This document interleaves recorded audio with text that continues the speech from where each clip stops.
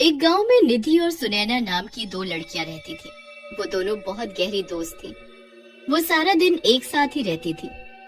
उन दोनों की दोस्ती गांव भर में मशहूर थी। वो दोनों बहुत चंचल और सुंदर भी थी। गांव का हर जवान व्यक्ति उन दोनों को हसरत भरी निगाहों से देखता था।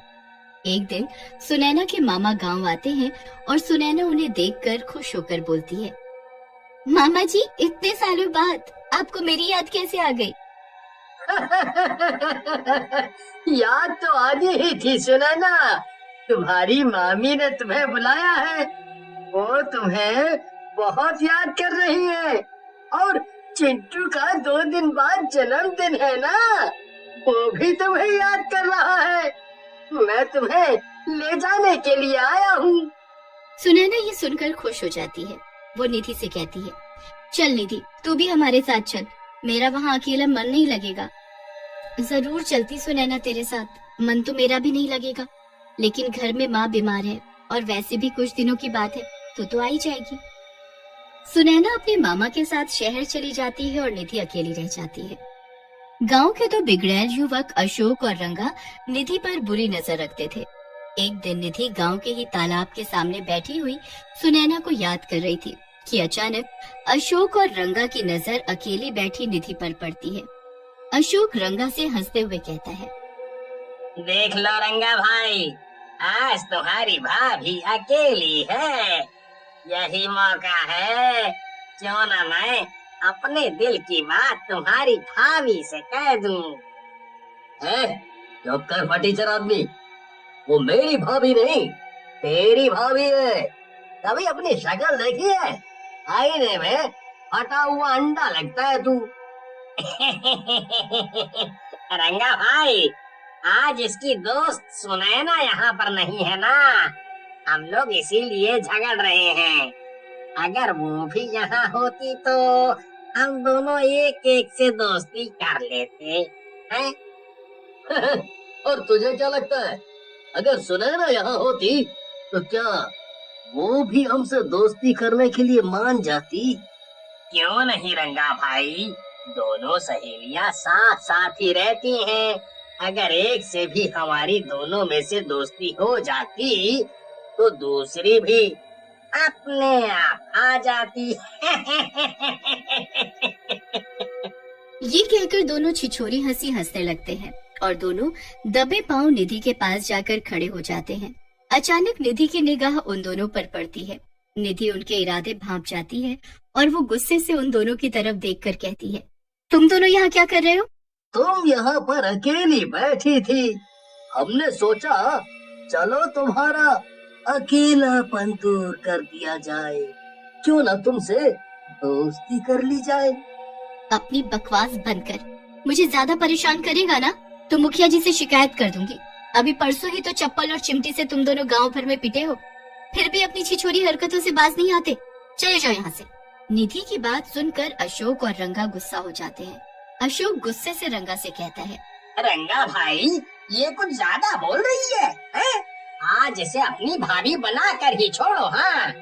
रंगा निधि को पकड़ने के लिए बुरी नीयत से आगे बढ़ने लगता है।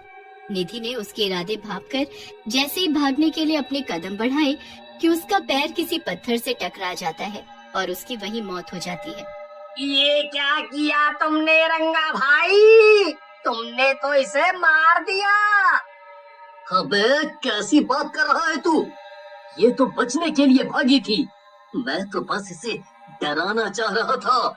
मुझे क्या पता था ये मर जाएगी। अब ये सब बातें छोड़ो, एक काम जल्दी से करो, इसकी लाश तालाब में फेंक दो।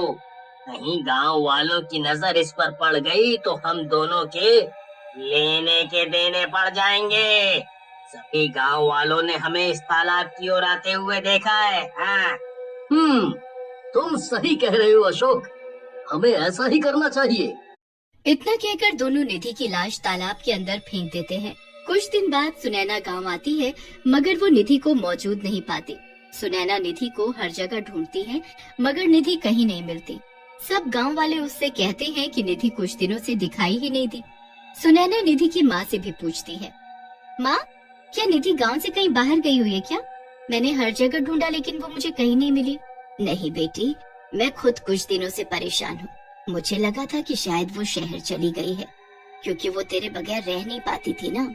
ठीक है माँ, मैं चलती हूँ, आप परेशान मत हो, आ जाएगी वो घर। उदास होकर सुनैना उसी तालाब के पास जाकर बैठ जाती है जहाँ पर निधि की मौत हुई थी। सुनैना वहाँ पर रो रो कर निधि को याद कर रही होती है। मेरी प्यारी सहेली निधि, तुम कहाँ चली गई?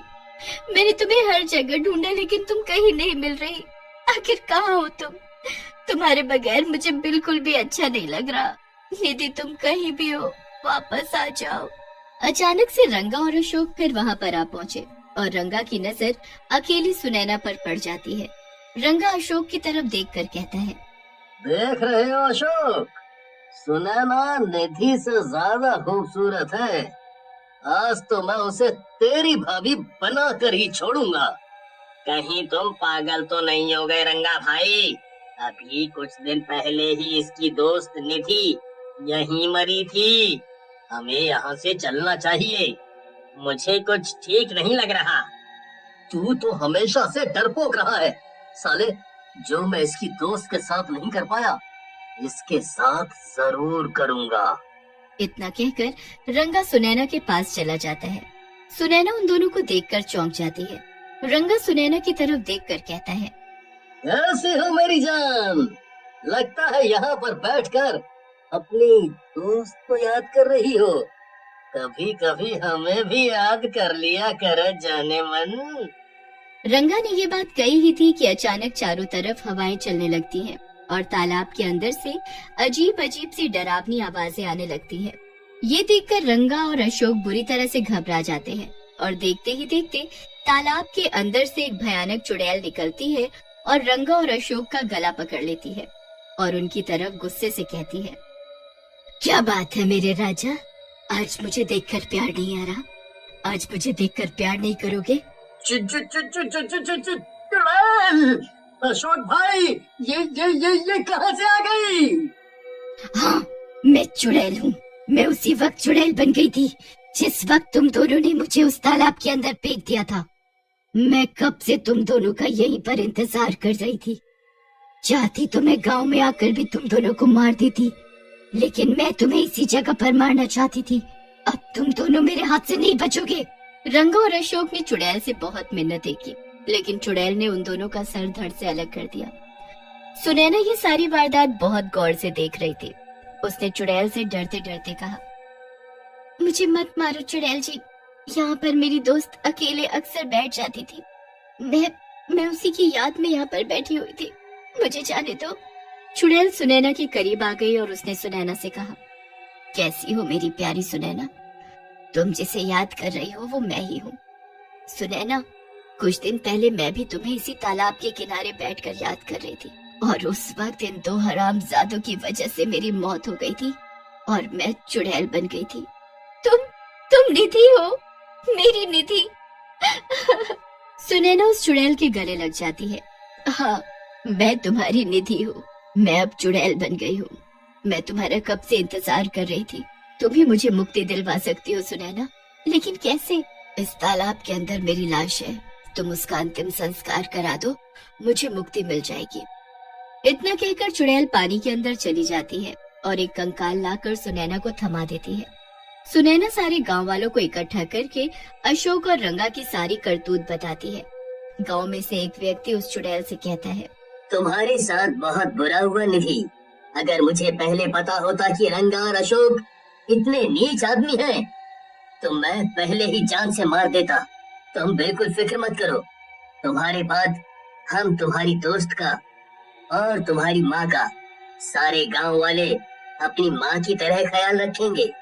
गांव वाले निधि का धर्म कर्म के अनुसार अंतिम संस्कार कर देते हैं और निधि चुड़ैल के रूप से मुक्त हो जाती है और उसकी आत्मा को शांति मिल जाती है।